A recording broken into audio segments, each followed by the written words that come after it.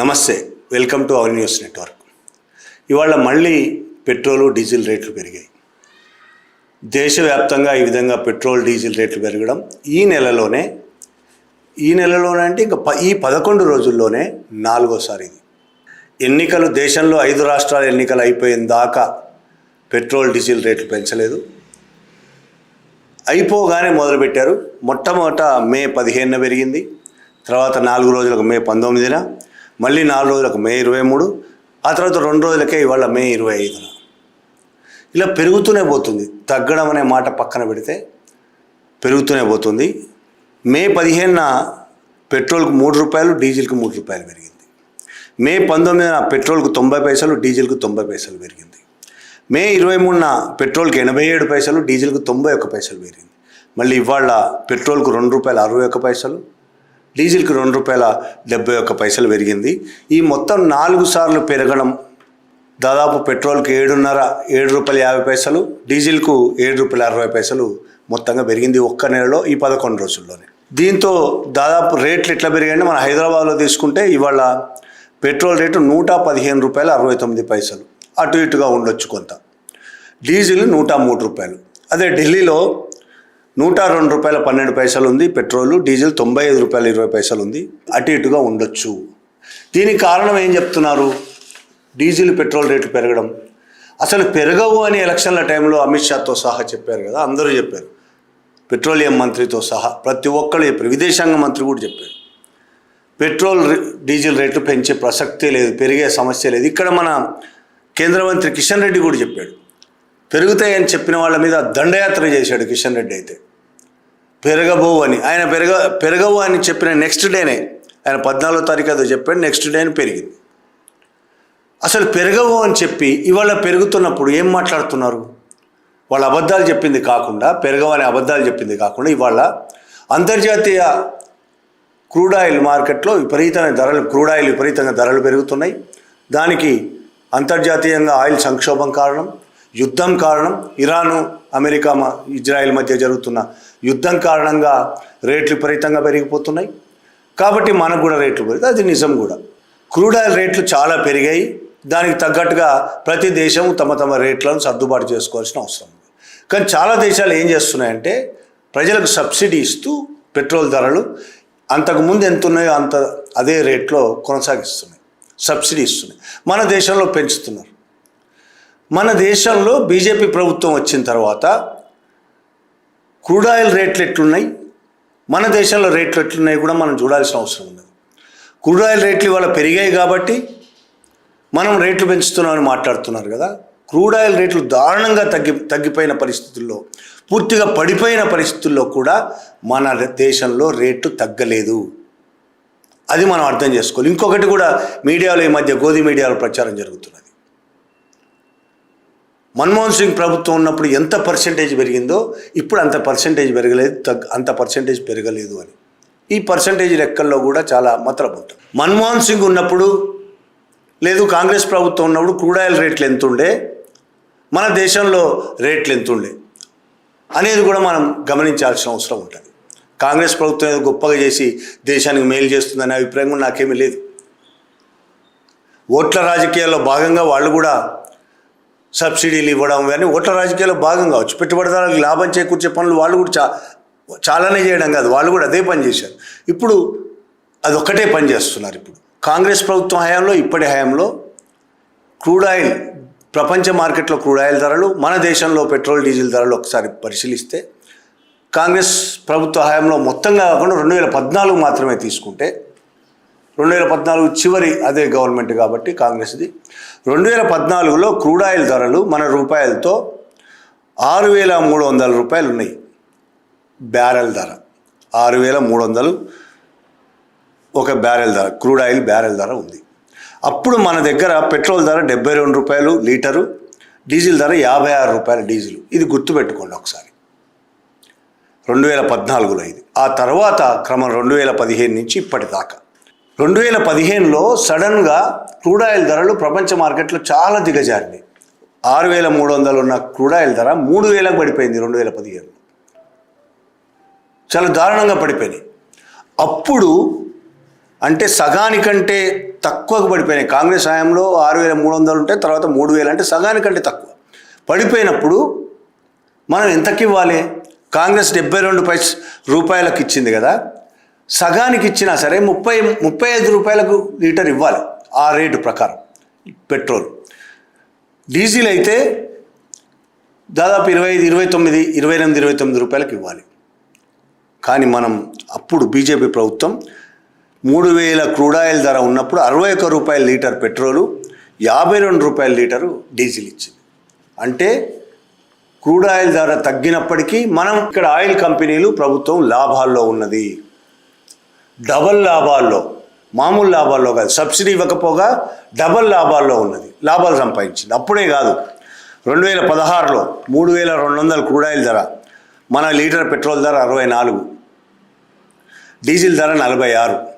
2017లో 3,700 crude oil ధర, litre petrol ధర మన దగ్గర 70 రూపాయలు, డీజిల్ ధర 57. 2018లో క్రూడ్ ఆయిల్ ధర 4,800, అప్పుడు పెట్రోల్ ధర 79, డీజిల్ ధర 66. 2019లో 4,300 క్రూడ్ ఆయిల్ ధర, మన పెట్రోల్ ధర 74 లీటరు, డీజిల్ ధర 67. 2020లో 3,300 మళ్ళీ తగ్గింది క్రూడ్ ఆయిల్ ధర.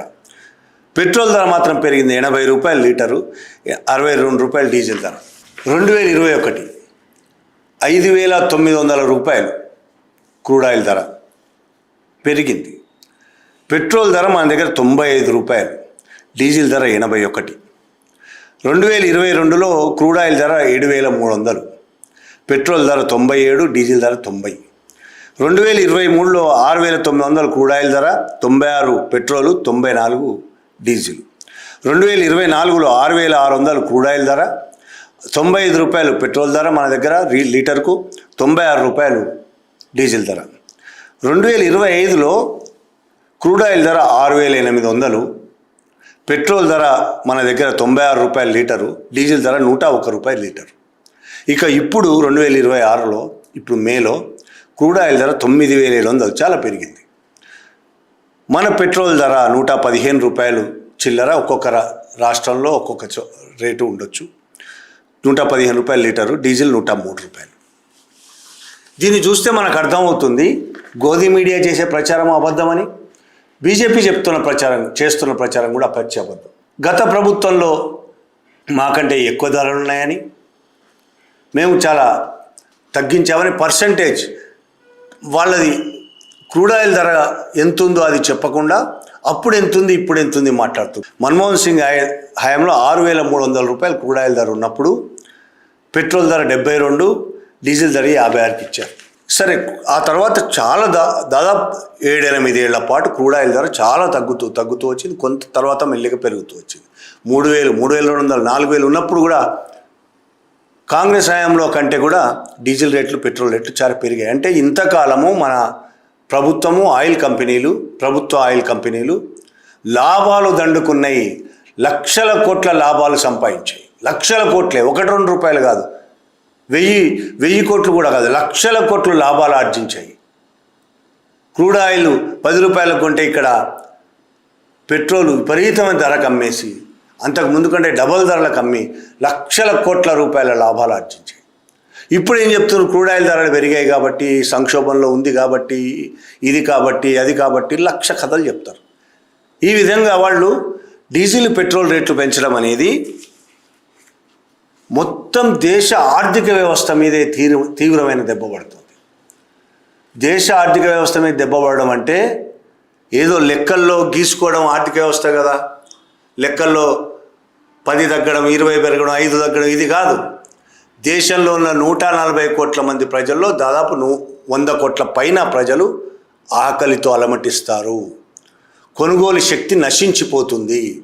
కొనుగోలు శక్తి నశించిపోవడం అంటే వాళ్ళకు వచ్చే జీతాలకు, కొనాల్సిన నిత్యావసర వస్తువుల ధరలకు మధ్య పొంతన లేకుండా పోతుంది. 1,000 రూపాయలు జీతం వస్తే 1,500 ఖర్చు పెట్టాల్సి వస్తుంది ప్రతి నెల. అప్పుల పాలయ్యే పరిస్థితి వస్తుంది. డీజిల్, పెట్రోల్ మీద ఆధారపడి అన్ని వస్తువుల రేట్లు పెరుగుతాయి.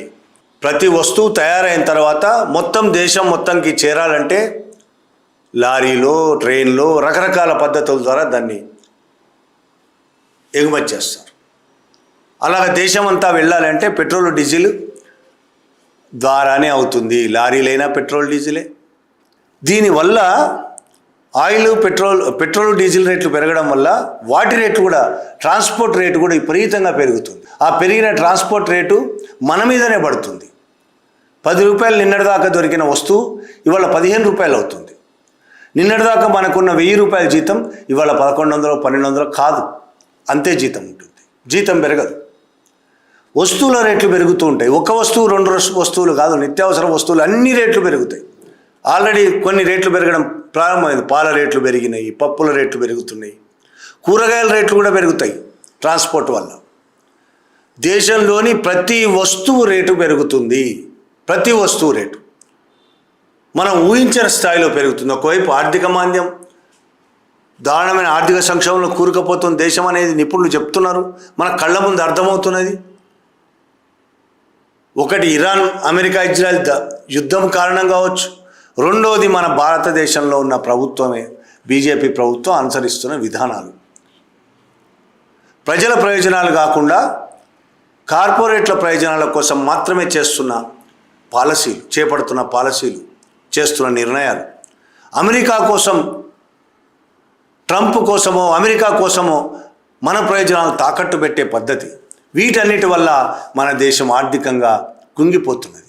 ఇంకొక వైపు ఈ విధంగా ధరలు విపరీతంగా పెరగడం వల్ల, పెట్రోల్ డీజిల్ రేట్లు పెరగడం వల్ల మొత్తం అన్ని రంగాల మీద ఎఫెక్ట్ చూపించడం, సంక్షోభంలో మరింత కూరుకుపోతున్నది.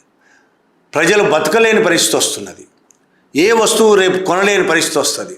మనము ఆకలితో చచ్చిపోయే పరిస్థితి వస్తుంది. రైతుల పరిస్థితి కూడా అట్లే ఉంటుంది. పంట దిగుబడులు కూడా తగ్గిపోయే పరిస్థితి ఉంటుంది. ఎరువులు ఉండవు, ఎరువుల రేట్లు కూడా పెరిగిపోతున్నాయి. ఎరువులు దొరికే పరిస్థితి కూడా లేదు. విత్తనాల రేట్లు పెరిగిపోతున్నాయి. అవి కూడా విదేశాల నుంచి దిగుమతి విత్తనాలు మొత్తం ఆ రేట్లు కూడా పెరిగిపోతున్నాయి. మొత్తంగా భారతదేశం ఆర్థిక సంక్షోభంలో కూరుకుపోతుంది. ప్రజల జీవనం రోజు రోజుకు దిగజారిపోతున్నది. దీన్ని మధ్యతరగతి ప్రజలు కావచ్చు, చదువుకున్న వాళ్ళు కావచ్చు, సోషల్ మీడియాలో మాట్లాడుతున్నారు, రాస్తున్నారు, వీడియోలు పెడుతున్నారు. దానికి భయపడిపోతున్నది బీజేపీ ప్రభుత్వం. వాళ్ళు చేసేవన్నీ చేస్తారు. ఎవరైనా గొంతెత్తి అసమ్మతి వెలిబుచ్చితే, మాట్లాడితే, అసమ్మతి గళం వినబడితే వెంటనే ఆ గొంతును నొక్కేస్తారు. ఈ రేట్లు పెరుగుతున్న క్రమంలోనే మొన్న 23వ తేదీన ఇన్స్టాగ్రామ్లో ఒక అమెరికన్ ప్రొడక్షన్ ఒక పోస్ట్ చేసింది. అమెరికన్ ప్రొడక్షన్స్ అమెరికన్ నిర్మాతగా ఒక సినిమా తీశారు 2010లో, పీప్లీ లైవ్ అనే సినిమా. కొంతమంది గుర్తుంటుంది, కొంతమంది తెలియకపోవచ్చు కూడా. తెలియకపోతే ఖచ్చితంగా చూడండి పీప్లీ లైవ్ సినిమా. ఈ సమాజానికి అవసరమైన సినిమా అది. పీప్లీ లైవ్ అనే చిన్న సినిమానే కావచ్చు, కానీ దేశం అంతా బాగా ఆడింది. దానికి పల్లెటూరులో ప్రజలు కావచ్చు, అర్బన్ ప్రజలు కావచ్చు, దాన్ని చాలా ఎక్కువగా చూశారు. యూత్ కూడా బాగా చూశారు. పీప్లీ లైవ్ అనే సినిమా. ఆ సినిమాలో మెహంగాయి డయ్యన్ కాయే జాత్ హై అనే ఒక పాట ఉంటుంది. ధరల పెరుగుదలైన రాక్షసి మమ్మల్ని మింగేస్తుంది అని అర్థం. ఆ పాట చాలా ఫేమస్. పల్లెటూరులో అందరు పేదలు అందరూ కూర్చొని రాత్రిపూట పాడుకుంటుంటారు ఆ పాట అమెరికన్ ప్రొడక్షన్స్ ఇన్స్టాగ్రామ్లో పోస్ట్ చేసింది. మళ్ళీ 2010 అంటే 16 ఏళ్ల తర్వాత ఆ పాటను 23వ తేదీన రాత్రి 10 గంటలకి పోస్ట్ చేశారు. ఎందుకు? దేశంలో పెరిగిపోతున్న ధరలు, పెట్రోల్ ధరలు, డీజిల్ ధరలు ఇవి చూస్తూ పీపుల్ అటువైపు ఆలోచిస్తున్నారు కాబట్టి ఆ వీడియో మళ్ళీ పెడితే మళ్ళీ చూస్తారు జనం. ఆ ఉద్దేశం, వాళ్ళ బిజినెస్ మైండే కావచ్చు, ఆ ఉద్దేశంతోనే పోస్ట్ చేశారు. हर महीना उछले पेट्रोल डीजल का भी उछले रोल, सगर भाई के काहे बोल। हर महीना उछले पेट्रोल डीजल का उछले रोल, सगर भाई के काहे बोल। और उषा बासमती धान मरी जात है, मिठाई दान खाए जात है।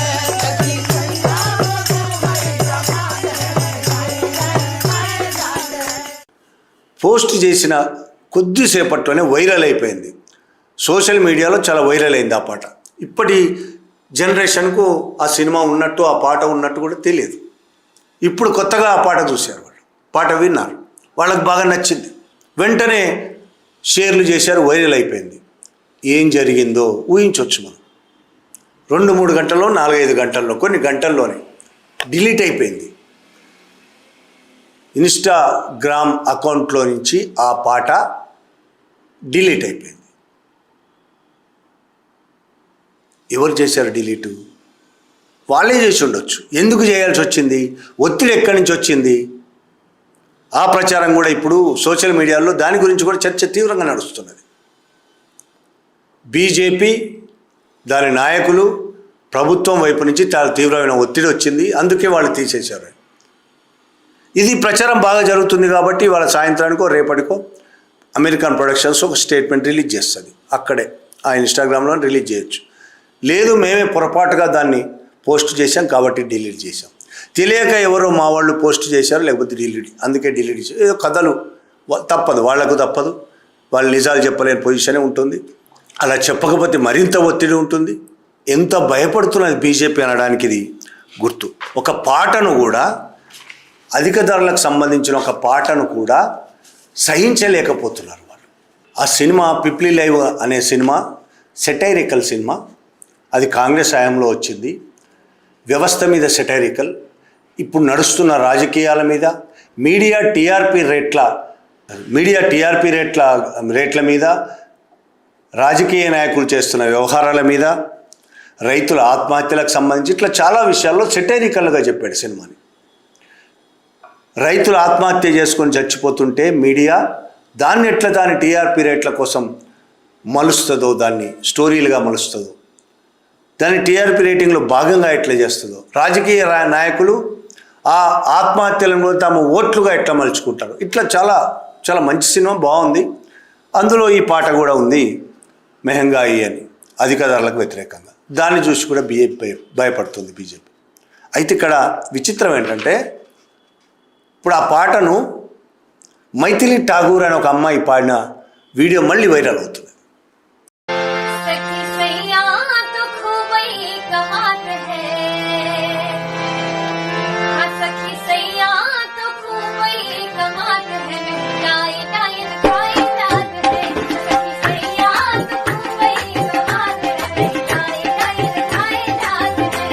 ఎప్పుడు పాడింది? అప్పుడే పాడింది. 2010 కాకపోవచ్చు, 15లో పాడిందో, తర్వాత పాడిందో. ఆ పాట మళ్ళీ వైరల్ అవుతుంది. అప్పుడు ఆ అమ్మాయికి చిన్న వయసు ఉన్నది. ఇప్పుడు ఆ మైథిలి ఠాగూరు బీహార్లో బీజేపీ ఎమ్మెల్యే. ఆమె గాయని. మొన్నటిదాకా ఎలక్షన్లకు ముందు దాకా గాయనిగానే పరిచయం అందరికీ, పాటలు పాడుతూ ఉంటుంది. ఈ మెహంగాయి అనే పాట పాడింది ఆమె. అది ట్విట్టర్లోనూ మిగతా సోషల్ మీడియా ప్లాట్ఫామ్స్లో ఉంది. ఇప్పుడు మళ్ళీ దాన్ని బయటకు తీసి ఆమె ఇప్పుడు బీజేపీ ఎమ్మెల్యే, తాను పాడిన పాట మీద తాను ఏమంటుందో అనేది ఇప్పుడు ప్రశ్నే. గతంలో కాంగ్రెస్ అధికారంలో ఉన్నప్పుడు ఈ మెహంగాయి పాటను షేర్ చేసిన వాళ్ళు చాలామంది బీజేపీ నాయకులే. ఈ అధిక ధరలకు సంబంధించి పిప్లీ లైవ్లో ఉన్న పాటని షేర్ చేసి ప్రచారం చేసిన వాళ్ళు కూడా ఇప్పుడు 2015లో, 2016, 17లో చాలా పెద్ద ఎత్తున షేర్ చేశారు. 2010లో అంటే అప్పటికి ఇంకా సోషల్ మీడియా రాలేదు కాబట్టి యూట్యూబ్లోనే ఉన్నది. ఇప్పుడు వాళ్ళు చిన్న పాటకు కూడా భయపడిపోతున్నారు. ఒకవైపు ధరలు పెంచుతారు, దానికి వ్యతిరేకిస్తూ మాట్లాడిన వాళ్ళను సోషల్ మీడియా అకౌంట్లు బ్యాన్ చేస్తారు, లేకపోతే డిలీట్ చేయిస్తారు, బెదిరిస్తారు, పోస్టులు డిలీట్ చేయిస్తారు. ఇంకా సీరియస్గా అయినా భయపడకుండా మాట్లాడితే అక్రమ కేసులు పెట్టి జైలుకు పంపిస్తారు. ఇది బీజేపీ ప్రస్తుతం నడిపిస్తున్న దుర్మార్గమైన పరిపాలన. Thank you very much.